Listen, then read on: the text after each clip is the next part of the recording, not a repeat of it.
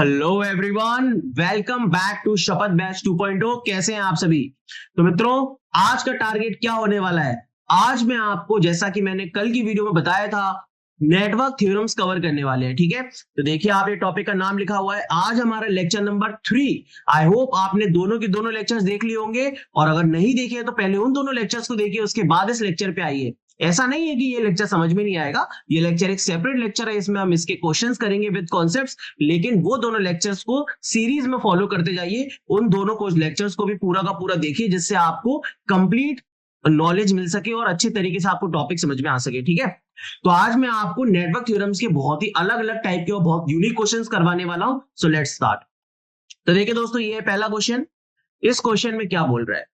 कौन सी theorem applicable है linear और नॉन लीनियर दोनों सर्किट्स पे? तो देखिए, थेवेनिन्स, नॉर्टन्स, सुपरपोजिशन और रेसिप्रोसिटी, इन सब के लिए लीनियर सर्किट्स चाहिए होते हैं। लेकिन यहां पर ये जो दे रखा है आपको सब्स्टिट्यूशन थ्योरम, ये लीनियर पर भी लगती है और नॉन लीनियर पर भी लगती है। ठीक है ना? सब्स्टिट्यूशन थ्योरम का एक और क्वेश्चन है, उसको भी समझते हैं। देखिए, ये क्वेश्चन एसएससी के पेपर में आया था, है ना, आरआरबी के एसएससी के पेपर में। तो देखिए, which of the following is true in case of substitution theorem? अब यहां पे सब्स्टिट्यूशन थ्योरम का पोस्टमार्टम करवा दिया इसने इस क्वेश्चन में। बेसिकली पूछना क्या चाह रहा है कि सब्स्टिट्यूशन थ्योरम क्या है, पूरा स्टेटमेंट में पूछ रहा है। तो हम पहले वो समझ लेते हैं। देखो, सब्स्टिट्यूशन थ्योरम, जैसा कि मैंने आपको बताया, क्या बताया कि लीनियर और नॉन लीनियर दोनों सर्किट्स पे लगता है। पहली बात तो ठीक है ना, एकदम क्लियर है। देखिए, यहाँ पे होता क्या है, इसमें ये जो टर्मिनल है ना दो, इनके बीच में एक रेजिस्टेंस कनेक्ट है। ये इस रेजिस्टेंस में से कुछ करंट जारी होगी और इसके अक्रॉस कुछ वोल्टेज होगा। अगर आप इस रेजिस्टेंस को रिप्लेस कर दो किसी और दूसरे वोल्टेज सोर्स से, लेकिन कंडीशन ये है कि जो ये वाला वोल्टेज है वही इस वोल्टेज सोर्स की वैल्यू होनी चाहिए।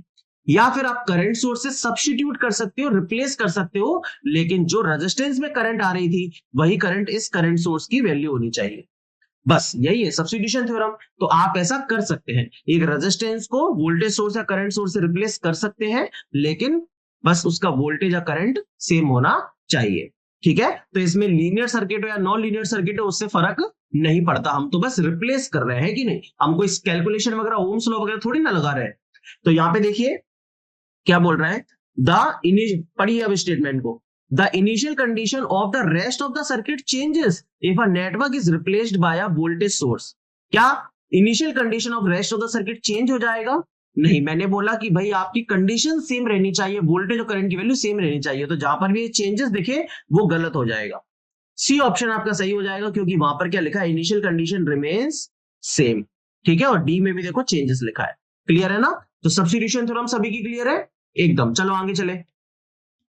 अब देखो, ये क्वेश्चन है, टेलीजेंस थ्योरम भी बहुत ही ज्यादा फेमस क्वेश्चन है, आपके पेपर में बार बार आता रहता है। आरआरबी जेई 2019 के पेपर में ये आया है। ठीक है, लास्ट टाइम जो आरआरबी जेई हुआ था। तो Tellegen's theorem can be applied to, किस पर लगती है? तो ये काफी फेमस क्वेश्चन है, हर किसी को पता रहता है कि active, passive, linear, non linear, hysteretic, non hysteretic, ये एक अलग टाइप की टर्मिनोलॉजी है ना, इसका हमें इतना कुछ ज्यादा मतलब नहीं है। लेकिन linear, non linear, passive, active, time variant and time invariant, ये भी होता है। ठीक है, तो इन सभी नेटवर्क्स पर आपकी टेलीजेंस थ्योरम मेरे दोस्त क्या होती है, एप्लीकेबल होती है। ठीक है, तो आंसर हो जाएगा इसमें ऑल ऑफ द ऑप्शंस। फिर इसके बाद देखो, ये क्वेश्चन है, अच्छा टेलीजेंस थ्योरम होती क्या है ये भी बता दो। तो इसमें क्या होता है, समेशन ऑफ पावर एब्जॉर्ब बराबर समेशन ऑफ पावर डिलीवर्ड, है ना। पावर एब्जॉर्ब, एक सर्किट के अंदर जितनी पावर एब्जॉर्ब होगी उतनी पावर डिलीवर्ड होगी। यहां पे summation of total power is equal to 0। ये टेलीजेंस थ्योरम होती है। टेलीजेंस थ्योरम किस पर बेस्ड है? कंजर्वेशन ऑफ एनर्जी पर। किस पर बेस्ड है टेलीजेंस थ्योरम मेरे दोस्त? कंजर्वेशन ऑफ एनर्जी पर बेस्ड है। जैसे किरचॉफ्स करंट लॉ है कंजर्वेशन ऑफ चार्ज पे, केवीएल है कंजर्वेशन ऑफ एनर्जी पे, वैसे टेलीजेंस थ्योरम कंजर्वेशन ऑफ एनर्जी पर है। आ जाओ अब इस क्वेश्चन को बताओ, कौन सा स्टेटमेंट सही है इन सब में से, बताओ यार। Any element is redundant if connected in, हाँ, मतलब करंट सोर्स और वोल्टेज सोर्स के सीरीज या पैरेलल में एलिमेंट कनेक्ट करना है। तो देखो, अगर मैं करंट सोर्स के सीरीज में कोई एलिमेंट को कनेक्ट कर दूं और वोल्टेज सोर्स के पैरेलल में कोई एलिमेंट को कनेक्ट कर दूं। तो बेसिकली यहां पे यही पूछना चाह रहा है कि कौन सा एलिमेंट रिडंडेंट होगा, है ना। तो देखो, अगर तुम करंट सोर्स के सीरीज में कोई भी एलिमेंट कनेक्ट कर दोगे तो उसमें से करंट तो हमेशा आ ही जाएगी, कुछ भी चेंज नहीं होगी, है ना। तो इसमें एक फिक्स्ड वैल्यू रहेगी। तो बेसिकली करंट सोर्स, एक कांस्टेंट करंट सोर्स के सीरीज में कुछ भी लगा दो तो करंट कभी भी चेंज नहीं होगी, तो वो एलिमेंट एक तरीके से रिडंडेंट है, उसका कोई महत्व नहीं है उस सर्किट के अंदर, ठीक है, वो कुछ चेंज नहीं करेगा। और वोल्टेज सोर्स के पैरेलल में अगर तुम कुछ लगा दोगे तो भी उसका कोई ज्यादा इंपॉर्टेंस नहीं है, वो रिडंडेंट एलिमेंट है, समझे, क्योंकि वोल्टेज हमेशा पैरेलल में सेम रहता है, ठीक है ना। तो इसका आंसर क्या हो जाएगा, series with an ideal current source, जी हाँ, और parallel with an ideal voltage source, 1 and 4, B is the correct answer. समझ गए ना, वोल्टेज सोर्स हमेशा पैरेलल में सेम रहता है, तो वोल्टेज के पैरेलल में कुछ भी लगा दो कोई फर्क नहीं पड़ता। सीरीज में हमेशा करंट सेम रहता है, तो करंट के सीरीज में कुछ लगा दो कोई फर्क नहीं पड़ता। भाई पूछ रहा है किससे फर्क नहीं पड़ेगा। ओहो, ये क्वेश्चन देखो, थोड़ा अच्छे लेवल का क्वेश्चन है। जेई के पेपर में ये क्वेश्चन कभी कभार आता है, हर साल नहीं आता है, लेकिन जो बच्चे इस क्वेश्चन को बनाना जानते हैं वो बहुत ही कॉन्सेप्ट में आगे होंगे। देखो, इस क्वेश्चन में कोई भी इंडिपेंडेंट सोर्स तुम्हें नहीं दिया। इंडिपेंडेंट सोर्स जो होता है ना, वोल्टेज सोर्स या करंट सोर्स, वो नहीं दिया। क्या दिया है, सिर्फ डिपेंडेंट सोर्स दिया है। तो ऐसे सर्किट को हम लोग क्या कहते हैं मेरे भाई, ऐसे सर्किट को हम लोग डेड सर्किट कहते हैं, मरा हुआ, कि इसमें कोई जीवन देने वाला कोई सोर्स ही नहीं है, कोई पैसे देने वाला, जीवन देने वाला कोई सोर्स है ही नहीं, मरा हुआ सर्किट है ये। तो हमें इसमें जीवन देना पड़ेगा। कैसे देंगे इसमें जीवन, हम क्या करेंगे भाई, एक करंट सोर्स लगा देंगे, 1 एम्पियर का करंट सोर्स अपने आप लगा देंगे अपने हाथों से, समझ गए। और इस करंट सोर्स के अक्रॉस हम कुछ वोल्टेज भी मान लेंगे V। आ गई बात समझ, बिल्कुल मास्टर जी, ठीक है। अगर तुम 1 एम्पियर का करंट सोर्स लगाना चाहो तो भी ठीक है, अगर तुम 1 वोल्ट का वोल्टेज सोर्स लगाना चाहो तो भी ठीक है। तो अपन एक काम करते हैं, इसमें एक वोल्टेज सोर्स लगा लेते हैं, क्योंकि काफी सारी ब्रांचेस पैरेलल में है ना, तो वो ज्यादा फायदेमंद रहेगा यहाँ पे। अब सर्किट को देख के देखो यार, तुम्हें पहचानना है कि वोल्टेज सोर्स लगाना है करंट सोर्स, आंसर दोनों से ही आएगा। अब यहाँ पे 2 ब्रांचेस पैरेलल में है, इसीलिए मैंने वोल्टेज सोर्स लगा लिया। 1 वोल्ट का वोल्टेज सोर्स लगा लेते और इससे निकलने वाली करंट को मैं आई डैश कह देता हूं, ठीक है। अगर तुमने 1 वोल्ट का वोल्टेज सोर्स लगाया तो इसमें करंट कितनी जाने लगेगी सर, 1 एम्पियर। तो आई की वैल्यू कितनी हो गई, 1 एम्पियर, है ना। और देखो ये 2i कितना बन गया, ये 2 एम्पियर बन गया। क्लियर है। तो देखो 1 एम्पियर इधर जा रहा है, 2 एम्पियर इधर जा रहा है, 1 एम्पियर नीचे जा रहा है, यहां से आई डैश आ रहा है। तो यहाँ पे कितना जाएगा, 1 एम्पियर नीचे चला गया तो आई डैश -1, और यहाँ पे कितना जाएगा मेरे भाई, आई डैश -3। आई डैश -1 से 2 और नीचे चला गया तो आई डैश -3। अब ये 5 और 3 क्या है, इसी वोल्टेज सोर्स के पैरेलल में, ये जो 5 और 3 है ये क्या है, ये भी तो वोल्टेज सोर्स के पैरेलल में ही है। तो ये किसके बराबर होगा, 1 वोल्ट बराबर रेजिस्टेंस है 8 इंटू करंट कितना है, आई डैश -3। नहीं है समझ, अबे गधे, ये जो वोल्टेज सोर्स है इसके पैरेलल में तो ये पूरी ब्रांच है, तो इस वोल्टेज सोर्स के ये पूरा का पूरा वोल्टेज इस ब्रांच के अक्रॉस आएगा। तो 1 बराबर 8 इंटू इस करंट, V बराबर I इंटू R। तो बस खत्म क्वेश्चन। अब निकाल लो आई डैश की वैल्यू कितनी आएगी, तो 8 आई डैश -24 बराबर 1। तो आई डैश इक्वल्स टू कितना आ जाएगा भाई, 25/8 आएगा ना, 25/8 दे रखा है यहाँ पे कुछ ऐसा, आई डैश आ गया ये, ठीक है। लेकिन तुम्हें तो क्या निकालना है, आर इक्विवेलेंट। अब रेजिस्टेंस क्या होता है, रेजिस्टेंस होता है वोल्टेज अपॉन करंट। वोल्टेज तुमने क्या माना था 1, और करंट कितनी है आई डैश, तो ये हो जाएगा 8/25। 1/25 कितना होता है 0.04, तो ये 0.32 ओम आ गया। अरे वाह, आ गया ये तो, देखो, है ना, वेरी गुड। तो इसी तरीके से तुम अगर करंट सोर्स लगा के करोगे तो भी आंसर आएगा। मैं चाहता हूं तुम इसको खुद से ट्राई करो करंट सोर्स लगा के। क्लियर है, बहुत अच्छा क्वेश्चन था, बढ़िया। हाँ, ये इसका कॉन्सेप्ट है, देखो यहाँ पे कॉन्सेप्ट भी लिख रखा है कि कोई भी सर्किट दे रखा है उसमें 1 एम्पियर का करंट सोर्स भी लगा सकते हो, तो वोल्टेज उसके अक्रॉस V मान लो, तो रेजिस्टेंस हो गया V/1। 1 एम्पियर 1 वोल्ट का वोल्टेज सोर्स भी मान सकते हो, उसमें से निकलने वाली करंट कुछ मान लो, तो रेजिस्टेंस हो जाएगा 1/करंट। ठीक है, गुड। अब आ जाओ इस क्वेश्चन पे। देखो ये क्वेश्चन बड़ा ही कंसेप्चुअल और शानदार क्वेश्चन है। देखो इसमें लिखा है एक आइडियल वोल्टेज सोर्स और करंट सोर्स को हमने किस में कनेक्ट कर दिया मेरे भाई, पैरेलल में कनेक्ट कर दिया है। ठीक है, तो कर दो कनेक्ट पैरेलल में। आइडियल की बात कर रहा है ना, वोल्टेज सोर्स और करंट सोर्स को पैरेलल में कनेक्ट कर दिया। अब इस सर्किट का क्या होगा, थेवेनिन होगा कि नॉर्टन होगा, कौन सा होगा कौन सा नहीं होगा। तो सिंपल सी बात है, जब पैरेलल में कनेक्ट करते हो तो डोमिनेंट कौन सा होता है, कोई भी चीज पैरेलल में लगाई तो वोल्टेज सेम रहता है, तो डोमिनेंट कौन सा हो गया, वोल्टेज सोर्स। बस खत्म आंसर। और वोल्टेज सोर्स आ गया मतलब क्या निकलेगा, थेवेनिन इक्विवेलेंट, समझे। और इसका आर थेवेनिन कितना रहेगा, 0। क्यों रहेगा, अरे भाई क्योंकि वो आइडियल है ना, तो आर थेवेनिन 0। और अगर यही चीज सीरीज में पूछता, तो सीरीज कनेक्शन अगर होता दोनों का, तो तुम लोगों को ऑलरेडी आंसर अब समझ में आ ही गया है।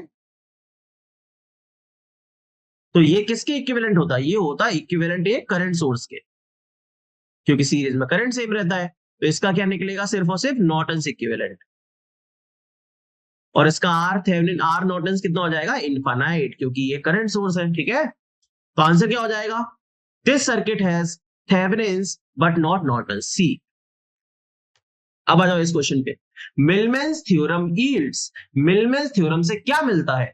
तो भाई यहाँ पे एक गलती ये हो जाती है कि हमेशा स्टूडेंट हर जगह voltage source voltage source voltage source देखता रहता है, तो उसे वोल्टेज सोर्स ही लगता है। वो यही सर्किट देखता रहता है कि जब मल्टीपल वोल्टेज सोर्स कनेक्ट हो सीरीज में रेजिस्टेंस के, तो उसका इक्विवेलेंट वोल्टेज और रेजिस्टेंस निकल जाता है, जिसका फॉर्मूला कुछ ये है। आप ये फॉर्मूला अपनी कॉपी में लिख भी सकते हो, कभी कभी पेपर में आ जाता है। क्या है ये फॉर्मूला, जैसे अगर जहां पे 4 वोल्टेज कनेक्ट है, तो और उसका एक फाइनल वोल्टेज निकालना है वी आई, तो क्या बनेगा वो, वी आई बराबर V1 upon R1 plus V2 upon R2 plus V3 upon R3 plus V4 upon R4 divide by 1 upon R1 plus 1 upon R2 plus 1 upon R3 plus 1 upon R4। ये voltage की value है, और equivalent resistance की value ये रखी है। ठीक है, तो तुम वोल्टेज सोर्स को भी ट्रांसफॉर्म कर सकते हो, और तुम करंट सोर्स को भी ट्रांसफॉर्म कर सकते हो मिलमैन्स थ्योरम से। जैसे कि करंट सोर्स के पैरेलल में कंडक्टेंस दे रखा है यहाँ पे, तो ये क्या हो जाएगा, मतलब अगर रेजिस्टेंस दिया होता तो I1 R1 plus I2 R2 plus plus plus IN RN divide by R1 plus R2 plus RN, और R डैश निकालोगे तो R1 plus R2 plus RN ही आ जाएगा। ठीक है, तो ये करंट की और रेजिस्टेंस की वैल्यू हो गई करंट सोर्स के हिसाब से। तो मिलमैन्स थ्योरम से क्या मिलता है, इक्विवेलेंट वोल्टेज और करंट सोर्स, दोनों ही चीजें हमें मिल जाती है। ठीक है ना भाई, कंफ्यूज नहीं होना इस चीज में। अब भाई ये देखो, ये यूपीपीसीएल जेई का एक कंसेप्चुअल टाइप का क्वेश्चन है। इसमें ओम्स लॉ के बारे में पूछ रहा है कि ओम्स लॉ किस पर नहीं लगेगा। हम सबको पता है, हमने पढ़ा है, ओम्स लॉ किस पर लगता है, ओम्स लॉ साफ लीनियर सर्किट्स पे तो लग जाता है, नॉन लीनियर पे या और किसी भी टाइप पर नहीं लगता। और इसके लिए जो टेम्परेचर है वो भी क्या रहना चाहिए, कांस्टेंट रहना चाहिए। तो जो वैक्यूम ट्यूब से हमारा ये पावर सेमीकंडक्टर डिवाइस है, इसके अंदर टेम्परेचर चेंज होता रहता है, तो ऑब्वियस सी बात है इस पर ओम्स लॉ एप्लीकेबल नहीं होगा। ठीक है, बाकी रेजिस्टेंस पे सर्किटेड लो करंट डेंसिटी या हाई वोल्टेज सर्किट, इससे कोई फर्क नहीं पड़ता। वैक्यूम ट्यूब एक पावर सेमीकंडक्टर डिवाइस है, इसके अंदर टेम्परेचर चेंज होने से इसके अंदर चेंज आएगा, टेम्परेचर कांस्टेंट नहीं रहेगा, इस वजह से हम वैक्यूम ट्यूब में ओम्स लॉ नहीं लगा सकते। ठीक है, ये बड़ा ही फेमस क्वेश्चन है, बहुत सारे एग्जाम्स में मल्टीपल टाइम्स रिपीट हुआ है। अब देखो ये क्वेश्चन एई के पेपर में आया भाई, तो आई थिंक इसका आंसर काफी बच्चों को याद भी होगा डायरेक्ट, और अगर नहीं है तो याद कर लीजिए। जब भी आपको क्यूब की बात करे वो, ठीक है, देखो यहां पे बोला है क्यूब, तो क्यूब में डायगोनल एलिमेंट्स के अक्रॉस जो रेजिस्टेंस होता है, डायगोनल एलिमेंट्स के अक्रॉस जो आर इक्विवेलेंट होता है वो 5/6 आर होता है। ठीक है, 5/6 आर। तो देखो 12 1 ओम के रजिस्टर्स, कोई भी क्यूब है उसमें 12 एजेस होते हैं। ठीक है ना, ऊपर 4, बगल में 4, नीचे 4, 12 एजेस होते हैं, are used to form a cube. The resistance between two diagonal opposite elements के बीच में रेजिस्टेंस कितना होगा, 1 ओम के रेजिस्टेंस है सारे, तो आर इक्विवेलेंट इक्वल्स टू 5/6 ओम आ जाएगा। इसको डेराइव करने की जरूरत नहीं है, इसका एक स्टैंडर्ड रिजल्ट है, ये आप डायरेक्टली याद कर सकते हो। ठीक है, अब देखिए दोस्तों इस क्वेश्चन को, ये जो क्वेश्चन है ये बेसिकली एसएससी जेई में तो आपको दिख रहा है कि पूछा गया है, लेकिन ये एक्चुअल में गेट का क्वेश्चन है। ठीक है ना, गेट में ये क्वेश्चन आया था, और काफी इंटरेस्टिंग क्वेश्चन है। इसमें भाई हमेशा गलती हो जाती है, बच्चे क्या कर देते हैं, ए मार्क कर देते हैं। क्यों, क्योंकि देखिए इसमें बोल रहा है कि एक कांस्टेंट सर्टेन नेटवर्क में बहुत सारे लीनियर रेजिस्टेंस है, one of which is this, और 2 सोर्स प्रेजेंट है, 2 constant ideal source. Power consume by R is P1 when only first source is active. मतलब आपका जो फर्स्ट सोर्स है उसकी वजह से जो आर है वो पावर P1 कंज्यूम कर रहा है, और सेकेंड सोर्स जो है, सेकेंड सोर्स इसकी वजह से जो आर है वो पावर P2 कंज्यूम कर रहा है। अब कहीं ना कहीं इसमें सुपरपोजिशन की फीलिंग आ रही है, तो बोल रहा है if both sources are active तो पावर कितना कंज्यूम होगा। तो भाई यहाँ पे ऑब्वियस सी बात है, अगर हम पावर P1 प्लस P2 कर दें तो ये तो फिर गलत हो जाएगा। क्यों? क्योंकि आप सबको पता है कि सुपरपोजिशन किस पर लगता है, वोल्टेज पर लगता है, करंट पर लगता है, लेकिन पावर पे सुपरपोजिशन थ्योरम अप्लाई नहीं होता। तो फिर क्या करें साहब? तो इसके लिए एक सिंपल सी मेथड है। देखो, तुम्हें बोला है पहला सोर्स की वजह से पावर P1 है, दूसरे सोर्स की वजह से पावर P2 है ना? तुम्हें ये तो पता है कि सुपरपोजिशन थ्योरम करंट पे लगती है, तो वो लिखो। तो देखो, P1 बराबर क्या होता है, I1 स्क्वायर आर। तो I1 की वैल्यू कितनी आ गई यहां से, under root P1 upon are. और P2 बराबर क्या हो जाता है, I2 स्क्वायर आर, है ना? तो I2 बराबर कितना आ गया, under root P2 by R. Clear है? एकदम क्लियर है। अब अगर दोनों सोर्स एक्टिव होंगे तो करंट क्या होगी, अगर वो सोर्स एक्टिव होंगे तो करंट हो जाएगी I1 प्लस I2, है ना? और पावर कितनी कंज्यूम होगी, आई स्क्वायर आर। पावर कितनी कंज्यूम हो जाएगी, पावर तो आई स्क्वायर आर होगी ना, आई स्क्वायर आर होती है, पावर पहले भी थी अभी भी थी, हमने पावर को ऐड नहीं किया, हम करंट को तो ऐड कर ही सकते हैं। तो करंट होगी I1 प्लस I2, पावर हो जाएगा आई स्क्वायर आर। तो बस लिख दो I1 प्लस I2 की जगह under root P1 by R plus I1 plus I2, I1 plus I2 का होल स्क्वायर इंटू आर। तो बस आप इसमें रूट आर का स्क्वायर कर दो, रूट आर का स्क्वायर करोगे तो नीचे आर आर बचेगा, वो आर कट जाएगा, तो क्या बचेगा, under root P1 plus under root P2 का होल स्क्वायर।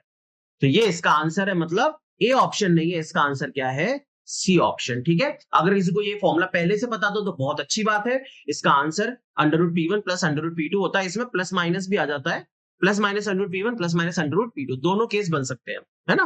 अगर हम और जनरलाइज करके लिखे तो प्लस माइनस लिख दीजिए, क्योंकि भाई जरूरी नहीं है ना करंट हमेशा ऐड ही हो, करंट सब्ट्रैक्ट भी हो सकती है, इस वजह से।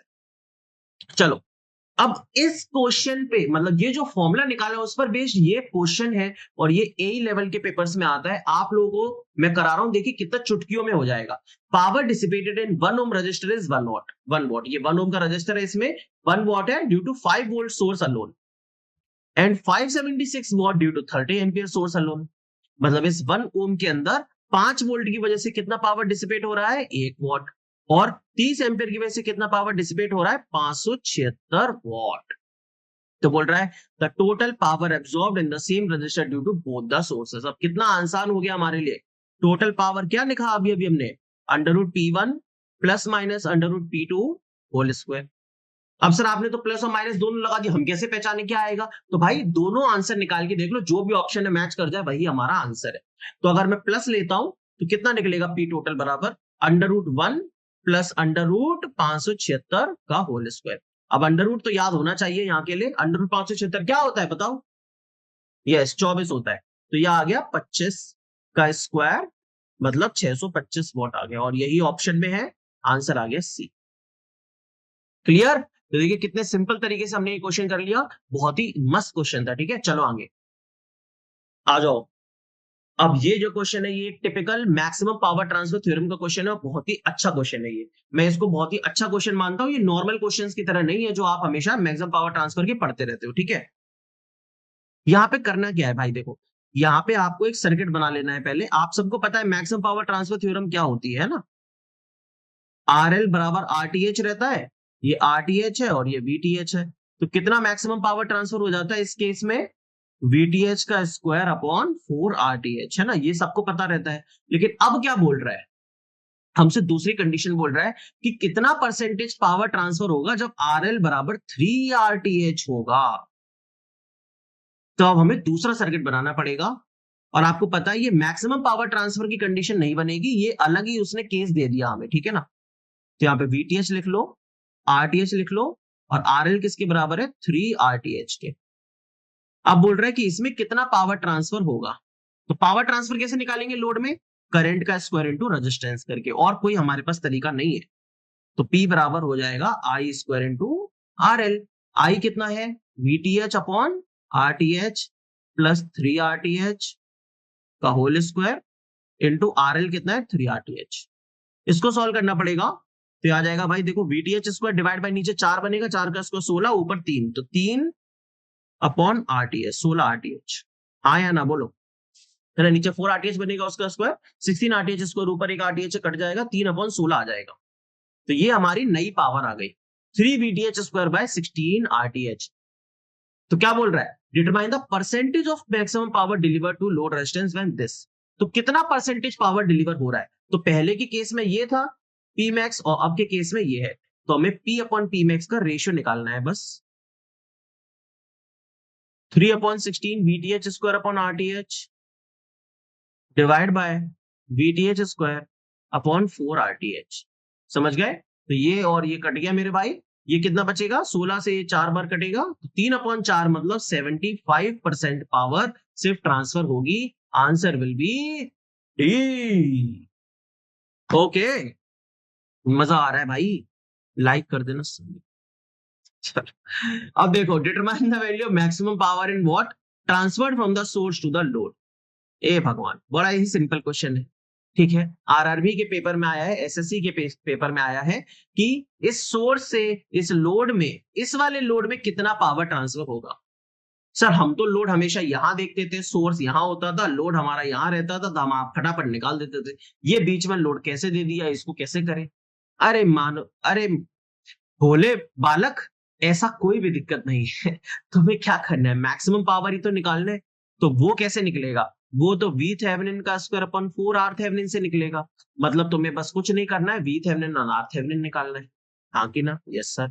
आर थेवेनिन कैसे निकलेगा, आर थेवेनिन निकालने के लिए तुम वोल्टेज सोर्स को शॉर्ट करोगे, करंट सोर्स को ओपन करोगे, तो यहाँ पे ऐसे हो जाएगा, ये 8 बचेगा, इसको ओपन सर्किट कर दोगे, जिसके अक्रॉस आर थेवेनिन निकालना है, ये हो जाएगा। और करंट सोर्स ये ओपन हो गया, तो ये तो गया हट बगल को, ये 8 और ये 1, तो आर थेवेनिन क्या आ गया, सीधे सीधे 8 × 1/9, तो 8/9 ओम आपका आर थेवेनिन आ गया। हाँ या ना, एकदम बिल्कुल। अब निकालना है वी थेवेनिन। वो कैसे निकालेंगे भाई, उसके लिए भी तरीका है। बैटरी लगाओ, 8 ओम करो, यहाँ पे ओपन करो, 1 ओम लगाओ, या तुम एक और काम कर सकते हो, इसको किसमें बदल लो, हाँ बिल्कुल सही समझे, वोल्टेज सोर्स में बदल लो, है ना, तो आसान हो जाएगा। सीरीज में लगा दो ऐसे, ये आ गया वोल्टेज सोर्स, काम खत्म। 10 वोल्ट और ये 1 ओम, और ये 8 ओम और ये 20। तो यहाँ पे तुम क्या मानोगे, वी थेवेनिन मान लो इनके अक्रॉस, ये वी थेवेनिन है, ठीक है, प्लस माइनस खत्म काम, एक नोडल लगाया, क्वेश्चन खत्म। वी थेवेनिन माइनस 20/8 प्लस का वी थेवेनिन माइनस का 10/1 इक्वल टू 0। तो 8 का मल्टीप्लाई करेंगे तो V Thevenin minus 20 plus 8 V Thevenin minus का 80 इक्वल टू 0। तो 9 वी थेवेनिन बराबर 100, वी थेवेनिन आ गया 100/9, ठीक है। वी थेवेनिन आ गया, आर थेवेनिन आ गया, मैक्सिमम पावर निकाल दीजिए, 100/9 into 100/9 divide by 4 R Thevenin, 4 × 8/9, ठीक है। इस तरीके से सॉल्व कर देंगे भाई। ये देखो, 1 9 से 1 9 कटा, है ना, 4 से ये कट गया 25 बार में, 4 दूनी 8 और 4 से 25 बार में कितना बच गया भाई, 25 × 25 डिवाइड बाय आई थिंक बच गया 18, ठीक है। तो 25 625/18 बच गया, 625/18 लगभग कितना होता है, 18 36 54, 18 3 54, 3 से आ रहा है 54 और 8 85, 4 बार 34 पॉइंट समथिंग कुछ आएगा, 34.7 वॉट के आसपास। तो आंसर कितना आ गया, 35 वॉट आ गया, ठीक है।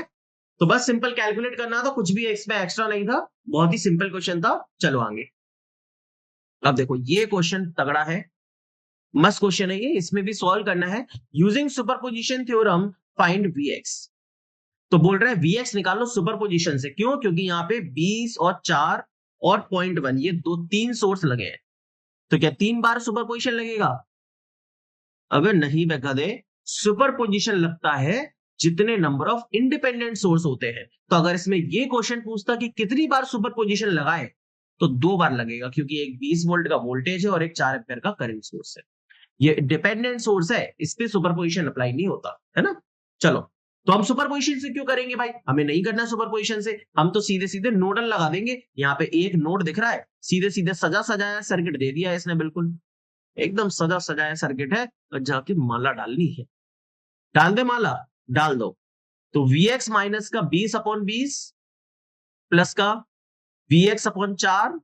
और देखो ये दो करंट इनकमिंग है, एक ये भी और इस नोड पे ये भी इनकमिंग करंट है, तो -4 और माइनस का 0.1 Vx इक्वल टू 0। खत्म क्वेश्चन। ठीक है, तो इसमें क्या करेंगे, 20 4 का एलसीएम हो गया 20, तो Vx minus 20 plus 5Vx minus 80 minus 20 into this 2Vx equal to 0। 5Vx minus 2Vx 3 3 plus 1 4Vx equal to आ गया 100। तो Vx की वैल्यू आ गया सीधे सीधे 25 वोल्ट। तो किसी को भी सुपर पोजिशन से नहीं करना है इस क्वेश्चन को, बस यही कहना चाहता था। इतना सिंपल क्वेश्चन है, सीधे के सीधे आ जाएगा, सुपर पोजिशन के चक्कर में नहीं पड़ना है। ठीक है, जैसा क्वेश्चन बोलता है वैसा ही नहीं करना होता, अपना खोपड़ी लगानी होती है। ये काहे के लिए है ना, बेचोगे का इसे, इससे भी पैसा कमाओगे, यूज करो इसको तनिक, समझे। ओ बाप रे बाप, ये कहां से आ गया, ये ईएसी लेवल का क्वेश्चन है मेरे भाई, देख के ही पता चल रहा है। ठीक है, तो रेसिप्रोसिटी थ्योरम के बारे में पूछ रहा है। क्या होती है रेसिप्रोसिटी थ्योरम, किसका रेशियो कांस्टेंट रहता है, हाँ, रिस्पॉन्स अपॉन एक्साइटेशन, इसका रेशियो क्या रहता है, कांस्टेंट रहता है। रिस्पॉन्स बोले तो करंट और एक्साइटेशन बोले तो वोल्टेज। I1/V1 बराबर I2/V2 किस पर लगता है, लीनियर, बाइलेटरल, अब एक्टिव या पैसिव, पैसिव नेटवर्क पे लगता है मेरे भाई। क्या करते सो तुम, पैसिव नेटवर्क का मतलब क्या होता है, जो भी सर्किट होगा उसमें सिर्फ रेजिस्टेंस होने चाहिए, पैसिव एलिमेंट्स होने चाहिए, एक्टिव एलिमेंट्स नहीं होने चाहिए। रेसिप्रोसिटी थ्योरम की कंडीशन ये है मेरे दोस्त, क्या है रेसिप्रोसिटी थ्योरम की condition, only one independent source, यही प्रेजेंट होना चाहिए, केवल एक ही इंडिपेंडेंट सोर्स होना चाहिए, बीच में जो सर्किट है उसमें कोई सोर्स नहीं चाहिए। ठीक है, पढ़ो, देखो सब कुछ तो बता दिया। In any passive linear bilateral network, if the single voltage source produces the current IY in branch Y, then removal of voltage source from branch X and its insertion in branch Y will produce the current IY in branch X। मतलब इन अदला बदली कर देंगे तो क्या same current produce होगा, yes. फिर देखो, the interchange of ideal voltage source and an ammeter in any passive linear bilateral circuit will not change the ammeter reading।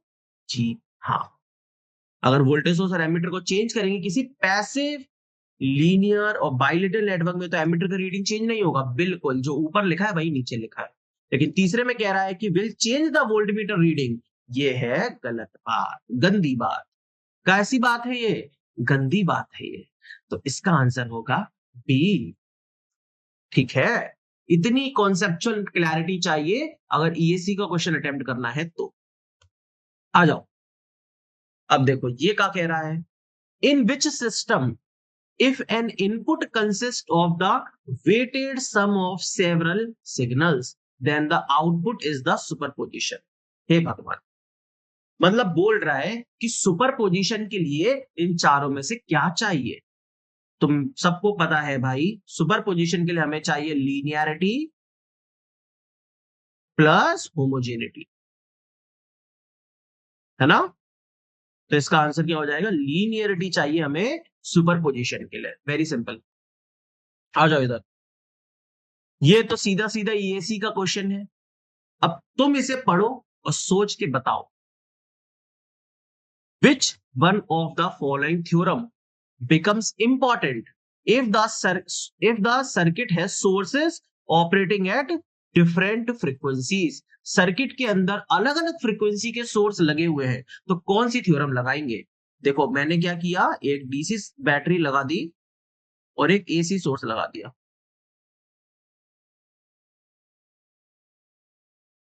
ऐसा कुछ सर्किट बना दिया, ये लिख दिया वीएम साइन ओमेगा टी, और ये मैंने लगा दी 5 वोल्ट की DC battery R1 R2 R3।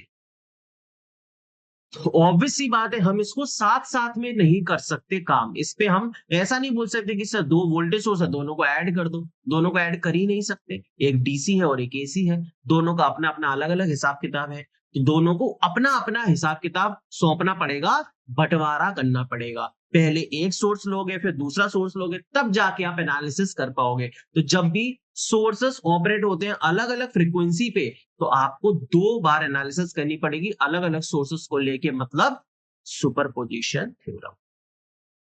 समझे? जी जनाब। Oh my God. अब ये है फाड़ू क्वेश्चन। कैसा क्वेश्चन है ये?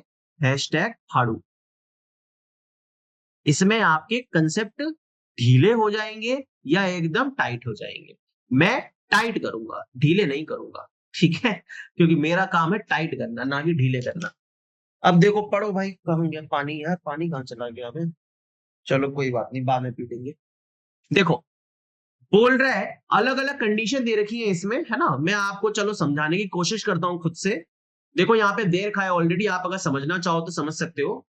देखो एक जो नॉर्मल कंडीशन होता है वो क्या होता है, जैसे एसी सोर्स लगा है, हमारे पास एक सोर्स का इंपेडेंस है और एक लोड में इंपेडेंस है, ठीक है? सबसे पहला केस यही है, अगर हमारा ये पूरा का पूरा जो लोड है ना, यही वेरिएबल है, मतलब जो ZL है बराबर R S R R T H plus J X T H, ये ZL ही पूरा वेरिएबल है और ये सोर्स का इंपेडेंस है ZS। तो मैक्सिमम पावर ट्रांसफर की कंडीशन क्या होती है? ZL बराबर ZS का कॉन्जुगेट, ठीक है? ZL वेरिएबल है तो ZL बराबर क्या होता है? ZS का कॉन्जुगेट होता है। ये पहला कंडीशन है, पहला केस है, ठीक है? सबको पता है, ये बिल्कुल पता है मास्टर साहब, ठीक है? चलो अब देखो इसमें क्या होता है, अगर तुमने पूरे ZL को वेरी किया तो ठीक है, लेकिन यहां पे क्या होता है, हम सिर्फ लोड में रेजिस्टेंस को भी वेरी कर सकते हैं, हम सिर्फ लोड में रिएक्टेंस को भी वेरी कर सकते हैं, तो अलग अलग केस बनते हैं। जैसे कि यहां पर आप देखिए, इसमें लोड में सिर्फ रेजिस्टेंस को वेरी किया है, तो ये जो रिएक्टेंस है और ये जो रिएक्टेंस है, इन दोनों की वैल्यू फिक्स्ड है। तो आप क्या करोगे, इसको दोबारा से ड्रॉ करोगे और इसको कुछ ऐसे ड्रॉ कर लोगे। तो ये हो गया XTH प्लस XL, ये हो गया RTH और ये हो गया RL, जो कि वेरिएबल है। अब ये हमारे पास सर्किट बना, तो ये जो RL है इसकी वैल्यू कितनी होती है? ये बराबर होता है मैग्नीट्यूड ऑफ इंपिडेंस के।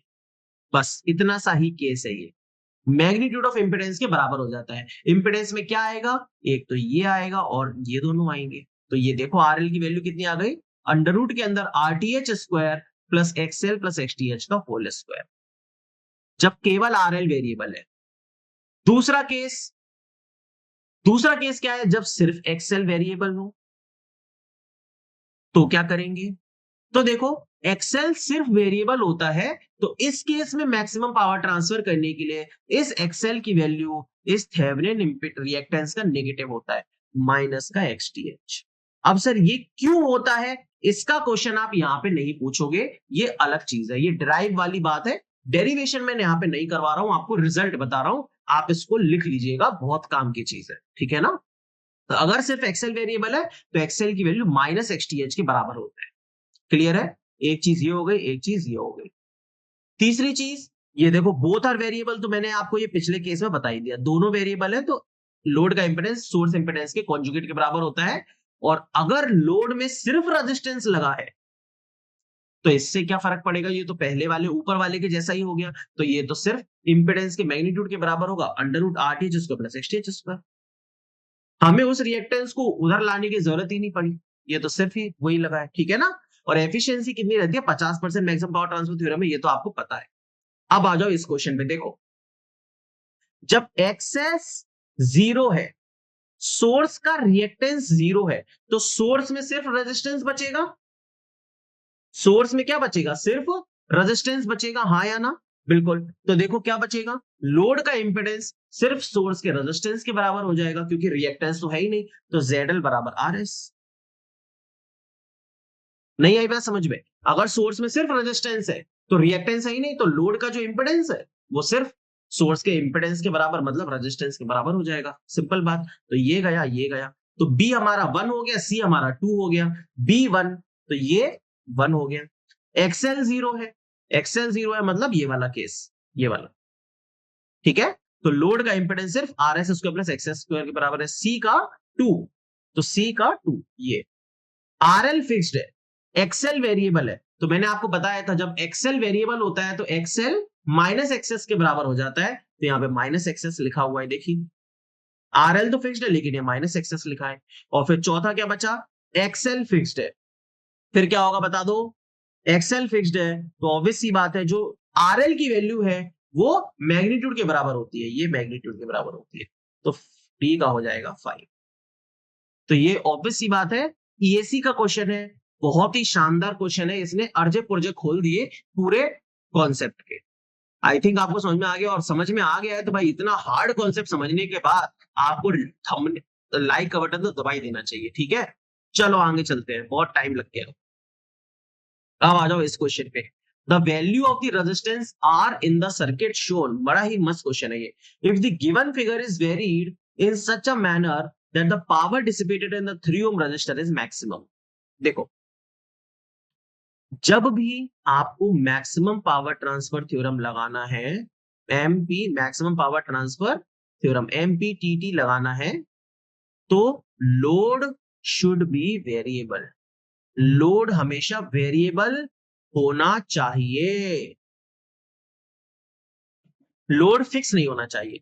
यहां पर लोड फिक्स्ड है, लोड क्या है, फिक्स्ड वैल्यू का है, तो इसमें मैक्सिमम पावर ट्रांसफर थ्योरम जो है वो नहीं लगेगी, इसमें हमें बस मैक्सिमम पावर डिलीवर करना है इस कांस्टेंट रेजिस्टेंस के अंदर।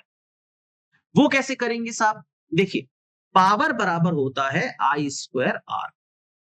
जब यहां पे रेजिस्टेंस की वैल्यू 3 है तो आपके पास ऑब्वियस ही बात एक ही बचा कि पावर को ज्यादा करना है तो करंट ज्यादा आनी चाहिए, और करंट इसमें ज्यादा आने के लिए आपको यहां का जो रेजिस्टेंस है उसको क्या करना पड़ेगा, मिनिमम रखना पड़ेगा। जितना रेजिस्टेंस सीरीज में मिनिमम होगा उतनी करंट ज्यादा फ्लो करेगी। तो आपको बस चारों ऑप्शन को बिठा बिठा के ये चेक करना है कि कौन से रेजिस्टेंस का यूज करके ये 6 और आर का पैरेलल मिनिमम वैल्यू आ रही है। तो ऑब्वियस सी बात है आप 6 को 6 से ही लगा के देखोगे, तो 6 पैरेलल 6 3 ओम होता है, आप बोलोगे बस हो गया आंसर, काम खत्म। लेकिन काम यहां खत्म नहीं होता है, आप 3 भी लगा के देखो, 6 पैरेलल 3 होता है तो आंसर हो जाएगा 3 ओम, ठीक है। क्योंकि हमने 3 का यूज किया तो मिनिमम रेजिस्टेंस मिला 2, इसलिए आंसर होगा 3 ओम, ठीक है। तो अच्छा क्वेश्चन है, आई थिंक आपने कॉन्सेप्ट पहले पढ़ा है लेकिन इस तरीके से नहीं सोचा होगा, तो इसको नोट करिएगा, ठीक है। अब ये जो क्वेश्चन मैं आपको दे रहा हूं सिमिलर काइंड ऑफ क्वेश्चन है, इसमें आपको कॉम्बिनेशन दे रखा है 3 रेजिस्टेंस का, और यहां पर भी कॉम्बिनेशन दिया है मेरे भाई, आपको कमेंट करके बताना है ए बी सी या डी किस कॉम्बिनेशन से मिनिमम रेजिस्टेंस आएगा। ये आप लोग रोकिए वीडियो को, करिए सॉल्व, वो कमेंट में लिख के बताइए, ठीक है। आपका टास्क है, यहां तक पहुंचे हो तो कमेंट करना ही करना है। जिसने भी कमेंट नहीं किया मैं मानूंगा कि भाई वो बंदा यहां तक पहुंचा ही नहीं है, तो मेरा इतना मेहनत करने का मतलब ही नहीं है फिर, ठीक है। मैं अगले लेक्चर से फिर अपने हिसाब से काम करूंगा, है ना। तो आपको कमेंट करना है, बताना है, और इसी के साथ मेरे भाई हमारा सेशन होता है ओवर। मैंने आपको थेवेनिन, आपको maximum power transfer, superposition, Tellegen's, reciprocity, Millman सब कुछ तो पढ़ा दिया, सब्स्टिट्यूशन सब कुछ पढ़ा दिया, तो सारा थ्योरम हमारा कवर हो चुका है। इसी के साथ ये सेशन अगर आपको अच्छा लगा हो भाई तो कमेंट करो, लाइक करो, शेयर करो, जो कर सकते करो सारा, ठीक है। थैंक यू सो मच, मिलता हूं नेक्स्ट सेशन में, बाय।